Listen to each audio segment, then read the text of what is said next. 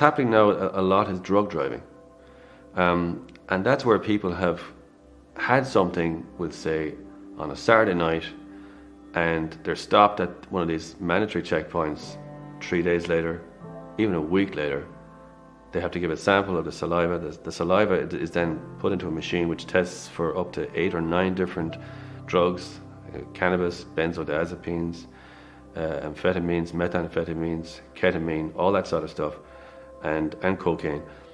And if that sample of saliva shows up the presence of any one of those things, you're going to be arrested right there and then. Then you're brought to the station and a sample of blood is taken from you. And if it subsequently shows up in the analysis from the Medical Bureau of Road Safety, you could be facing a year off the road.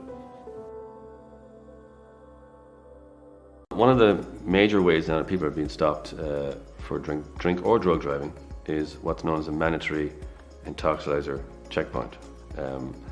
And these things are set up at specific places, at specific times, on specific dates.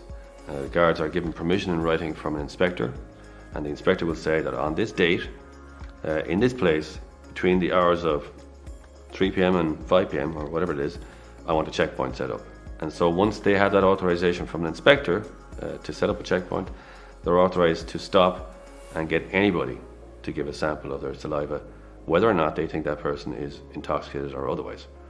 You could be perfectly fine, but they can ask you to provide a specimen of your saliva using a device that they give you, and you must provide it.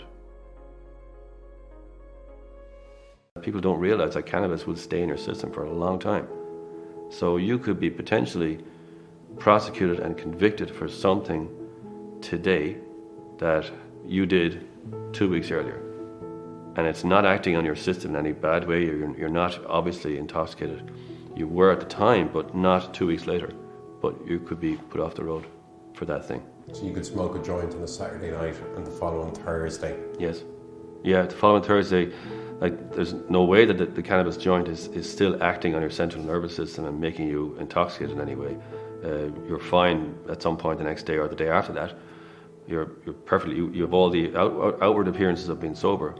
But if you're stopped at a checkpoint and they do a saliva test and it shows up, you will be prosecuted, and you could end up being put off the road for a year for that. So things that happened 2 weeks ago could come back to haunt you.